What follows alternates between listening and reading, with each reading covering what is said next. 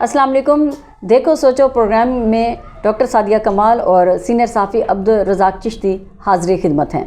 नाजरीन, इस वीडियो में भी हम फ़ाफिन की उस रिपोर्ट के हवाले से बात करेंगे जिसमें बताया गया है कि 26% ख़वातीन हैं निजी कंपनियों से जिनको फ़ारिग कर दिया गया है, और जिसकी हमने पहली वीडियो में भी बात की थी।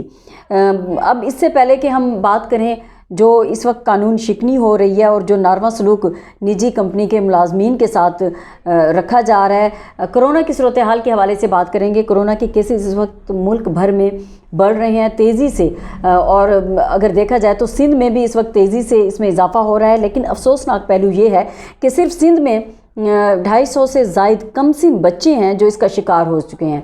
लिहाजा आप लोगों से एक बार फिर अपील है, देखो सोचो की जानिब से, कि एहतियात के लेवल को आप मज़ीद बढ़ाएं और आपको अपने आप से भी मोहब्बत करनी चाहिए और अपने वतन से भी मोहब्बत करनी चाहिए।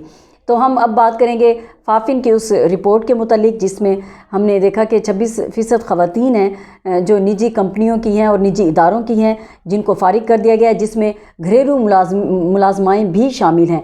तो चिश्ती साहब, इसमें मर्द भी यकीनन होंगे, और हम बात कर रहे थे कि ज़्यादातर कानून शिकनी हुई है, और हम आखिर में ये बात कर रहे थे कि कानून का निफाज जो है वो ज़्यादा मजबूत होना चाहिए। कानून शिकनी नहीं, मैं तो इसको कहूँगा कि ये एक जुल्म की दास्तान है जिसे फ़ाफिन जैसे मोतबर इदारे ने जो है आश्कार किया है, बेनकाब किया है, और इसके ऊपर हुकूमत को ज़ाहिर है कि तवज्जो देनी चाहिए और देनी पड़ेगी। इंशाअल्लाह हम इस मसले को उठाते रहेंगे, बल्कि हम अपने दीगर यूट्यूबर साथियों से भी कहेंगे कि वो इस रिपोर्ट के ऊपर और इस तरह के और प्रोग्रामात करें और अपने अपने शहरों, अपने अपने सूबों, अपने अपने इलाकों से मालूमात जमा करें और बताएं कि कहाँ किन किन इदारों में ऐसा हो रहा है।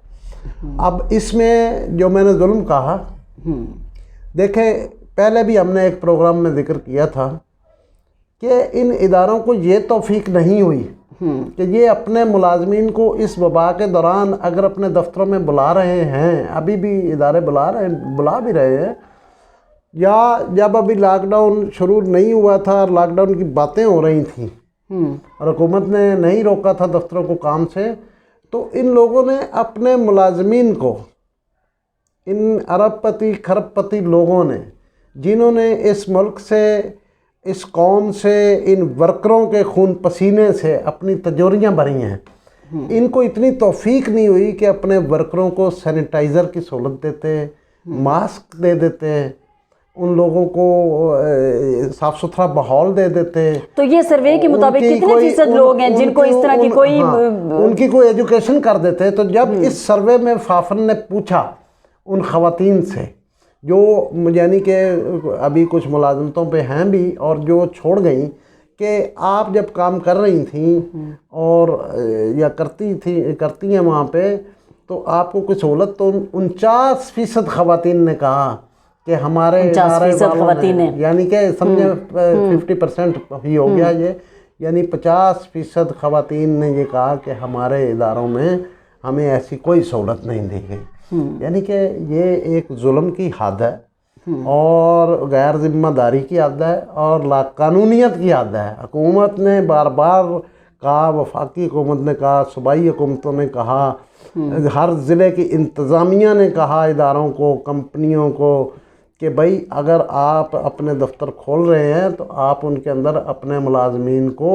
एहतियाती तदाबीर इख्तियार करने का पाबंद बनाने और उनको एहतियाती तदाबीर के लिए हर मुमकिन सहूलत देने के पाबंद हैं, लेकिन 49% नहीं किया। यानी इसका मतलब है कि ये जो वबा है इसके अंदर हमारे इन इदारों का भी एक बहुत बड़ा कंट्रीब्यूशन है। वहाँ ज़ाहिर है लोग बेचारे इफेक्ट तो हुए होंगे, वहाँ भी इन्फेक्शन हुई होगी। इसी तरह हम बात करते हैं कि हुकूमत की तरफ से भी जो इक़दाम किए जा रहे हैं, वहाँ पे अगर कहीं गैप्स हमें नज़र आती हैं तो अवाम का भी उसमें बराबर का उतना ही हिस्सा होता है। तो आप बात कर रहे थे बाकी जो ख़वातीन के वाले से कि कुछ और जो सर्वे में और भी बहुत सारे सवाल किए गए, तो रजिस्ट्रेशन के मुतालिक पूछे गए हैं। इसमें ये भी एक बड़ा इंकशाफ सामने आया है कि ये जितने इदारे हैं, देखें कानून के मुताबिक जिस इदारे में भी 10 या 10 से ज़ायद कुल वक्ती या जुज़ वक्ती मुलाज़िम काम करते हैं, वहाँ उसके लिए लाजम है कि वो अपने मुलाजमीन का समाजी तहफ़्फ़ुज़ जो है वो बनाए, यकीनी बनाए उसको। और उसके लिए हुकूमत पाकिस्तान का इदारा मौजूद है, employees old age benefit, EOBI का, EOBI जिसको बोलते हैं। इस एक तरफ तो ये इदारा लापरवाह है और दूसरी तरफ कानून शिकनी की और कानून को नज़रअंदाज करने की और अवस पैसा कमाने की हवस हर सूरत में हमारे इदारों की। आप देख लें कि इन ख़वातीन से जब पूछा गया कि आपकी कहीं कोई रजिस्ट्रेशन है, आपके इलम में है, बहुत सारी को तो खैर इलम भी नहीं था और जिनको था उनमें से यानी 78% ने कहा कि नहीं हमारी कहीं इस तरह की हमारे इदारों ने रजिस्ट्रेशन नहीं कराई। अब सादिया इसके अंदर होता ये है कि इदारे ने हर मुलाजम की तनख्वाह से, तो ये जो होती है ये प्राइवेट और सरकारी दोनों की होती है EOBI में, ख़ास तौर पर ये सनती तजारती कारोबारी इदारों के लिए है, निजी इदारों के लिए है ये कानून, और उन्होंने अपने मुलाजमीन की करानी होती है और इसमें कोई ज़्यादा पैसे भी इन्वॉल्व नहीं होते। बहुत इसमें मिनिमम जो मेरे ख्याल 200 से भी कम रकम है, 100 कुछ 170 75 या 90 या और जब आप रिटायरमेंट 200 रुपया है वो उन्होंने 200 रुपया अपने हर तनख्वाह से लेना है, काटना लेना है और 200 उसमें डालना है, 200 वो ऐड करेंगे और जब आप 60 साल के हो जाएंगे EOBI को देना है। अब EOBI जो है ये इदारा वजारत मेहनत के तहत है, समुंदर पार पाकिस्तानी और मेहनत की जो वजारत है हमारी जो लेबर मिनिस्ट्री ख़ास तौर पे, जिसको मेरे ख्याल इस वक्त जुल्फ़े बुखारी साहब शायद डील कर रहे हैं। तो ये बदकिस्मती से इस इदारे में लूट मार तो माजी में की गई है, ये इदारा इतना एक्टिव भी नहीं है और लोग और इस इदारे के जानते भी नहीं है। इस इदारे के इंस्पेक्टर्स होते हैं बाकायदा, जिनका काम डेली बेसिस पे जाके इदारों को चेक करना होता है और वहाँ से जाके जो है इन्होंने लोगों के क्वाइफ लेके रजिस्टर करना होता है, लेकिन हमने कभी भी नहीं देखा इनको।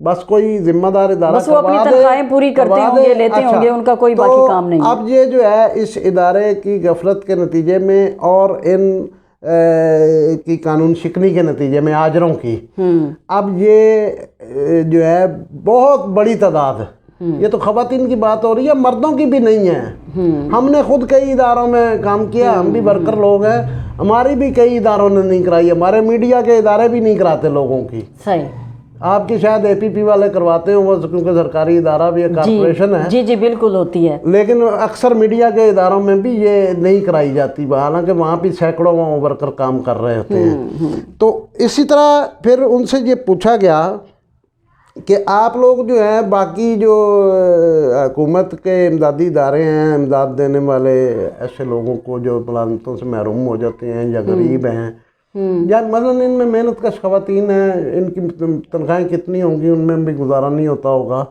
तो उनसे पूछा गया तो उन्होंने कहा जी कि हम जो है ना BISP में 1% ने कहा कि हमारी BISP के साथ रजिस्ट्रेशन है, 1% ने। अब ये देखें ये कितना पुराना प्रोग्राम है, यानी ये मोहतरमा बेनज़ीर भुट्टो ने शुरू किया था जी। और फिर इस सरकारी प्रोग्राम को उन्हीं के नाम से ही अब तक मंसूब है, ये प्रोग्राम चलता आ रहा था और अब मेरे ख्याल ये बदल रहे हैं, उसका नाम तो पीपल्स पार्टी को एतराज़ है। वो एहसास प्रोग्राम जो नया चल रहा है वो उसी का दिया है। वो यानी कि आप एतराज़ ज़रूर करें, लेकिन आप ये देखें कि कारकर्दगी क्या है इस इदारे की कि BISP के साथ ऐसी ख़वातीन सिर्फ 1% रजिस्टर्ड हैं, यानी जो यहाँ पूछा गया। ये इस प्रोग्राम की पजीराई भी बहुत हुई कि ख़वातीन को उनकी आइडेंटिटी दी कि जाहिर है जब BISP के प्रोग्राम के तहत पैसे जाते थे तो वो अपना शनाख्ती कार्ड उन ख़वातीन को लाजमी बनाना होता था, तो एक एम्पावरमेंट मिली ख़वातीन को। पूछा गया कि ये जो इस हुकूमत ने ये प्रोग्राम शुरू किया है एहसास प्रोग्राम, तो इसके अंदर तो उन्होंने खैर 28% ख़वातीन ने कहा वो तो ये था कि बार बार ऐलान भी हो रहा था, वज़ीर आज़म ने अपनी तकरीर में भी कहा, तो उन्होंने कहा कि हमने 28% ने कहा कि हम जो है ना इसके साथ रजिस्टर्ड हैं। अच्छा, ये तो ख़वातीन का मामला है खुद, और ये सूरत हाल इन्होंने सूबाई दारुल हुकूमतों से मालूम की है, जो सही। इन्होंने जो वो शहर हैं जो जिसमें आगाही होती है, शऊर होता है, जो शहरों के नाम दिए इन्होंने। हाँ। अब इसका मतलब है कि वफाकी दारुल हुकूमत को इस सर्वे में कवर नहीं किया गया। हाँ, वो नहीं है। मैं भी ये देख रही थी कि इस्लामाबाद इसमें शामिल नहीं है। काम कर रहा हो, बल्कि हम उनसे कहेंगे यकीनन कर रहा होगा। हम कहेंगे कि इस्लामाबाद का ज़रूर करें। इस्लामाबाद के अंदर ऐसे इदारे हैं हमारे भी इल्म में हैं जिन्होंने यहाँ से लोगों को निकाला है, और लेकिन अभी तक बेचारे उनके मुलाजमीन जो है ना वो इस आस पे बैठे हुए हैं कि मुमकिन है कि लॉकडाउन खुलने के बाद ये इदारे हमें वापस बुला लें। सही। कुछ अच्छा, ये तो लॉकडाउन की सूरत हाल है। मैं इस्लामाबाद में ऐसे भी इदारे जानती हूँ जो वुमेन एम्पावरमेंट पे पैसा भी लेते हैं और फिर उन खवातीन को जिनको वो कहती हैं वल्नरेबल है, और फिर उन्हीं के साथ एक्सप्लॉयटेशन करते हैं। अगर अपनी तरफ आ जाए साथियों की तरफ, तो हमारा तो कोई पुरसाने हाल है ही नहीं। जब से पाकिस्तान बना है ना, हमारा इस्तेसाल जारी है। हमारे मालकान जो अच्छा, हैं मेरी वो बड़े बड़े मीरे, अब हो रही यहाँ है। पे बड़े बड़े मीरे साफत गुजर गए, यहाँ पे बड़े बड़े फ़कीर साफत गुजर गए, और उनकी आने वाली 10 नस्लों की गुर्बत भी अमारत में बदल चुकी है।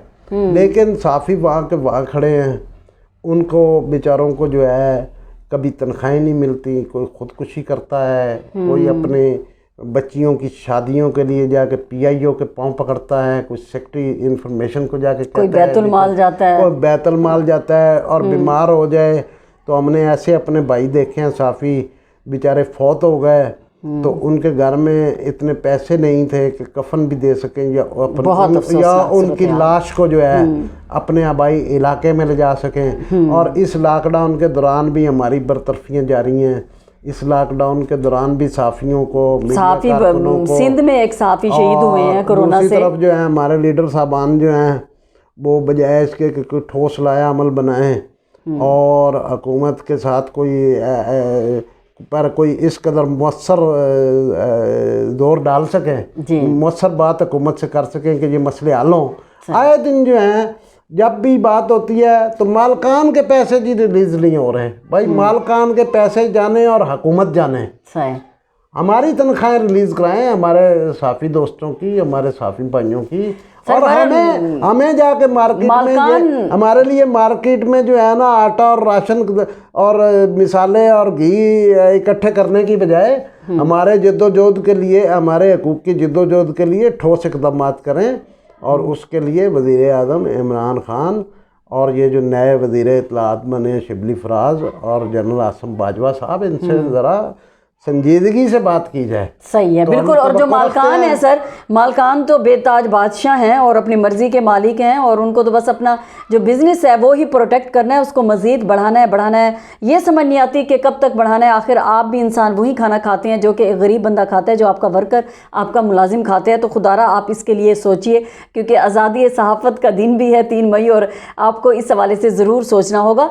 और ख़वातीन की जो फाफिन की जो रिपोर्ट आई है, 26% ख़वातीन को जिस तरह से बेरोज़गार कर दिया गया है, नौकरियों से हटा दिया गया है। अभी तो ये जो रिपोर्ट थी 15 अप्रैल से 30 अप्रैल के दरमियान 15 दिन की थी। अब आप ये देखिए कि मज़ीद केसेस जो हैं वो बढ़ते जा रहे हैं। तो खुदारा आप अपना ख्याल भी ज़रूर रखें कि ये जो केसेस की तादाद है पाकिस्तान में, ये ज़्यादा ना बढ़ने पाए, क्योंकि यूरोप में तो इस वक्त बहुत तशवीशनाक सूरत हाल है, लेकिन पाकिस्तान में खुदा खैर करे कि ये तादाद इस तरह से ना बढ़े। और ख़वातीन के हवाले से है कि ख़वातीन ज़ाहिर मजबूरी के तौर पर ही घर से बाहर निकलती हैं।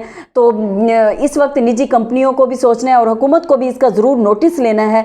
इसको यकीनी बनाना है कि जो काम को जा रहा है मुलाजिम, उसके जो इस वक्त उन्होंने मशरूत किया है, जो सिंध हुकूमत ने बनाया और बलूचिस्तान हुकूमत ने, तो उसको आपने बज़ौर डंडा कहना चाहिए कि उसको इंश्योर भी करें, यकीनी भी बनाएं कि मुलाजमतों से लोगों को नौकरियों से ना निकाला जाए, ताकि पाकिस्तान में इस तरह की बेचैनी की सूरत हाल और गुर्बत की सूरत हाल के लोग फाका कशी और ख़ुदकुशी पे मजबूर हो जाएं, तो ऐसी सूरत हाल ना हो। इसके साथ ही सोचो देखो का फीडबैक आप ज़रूर दीजिएगा। देखो सोचो का, बल्कि देखो सोचो हम भूल जाते हैं।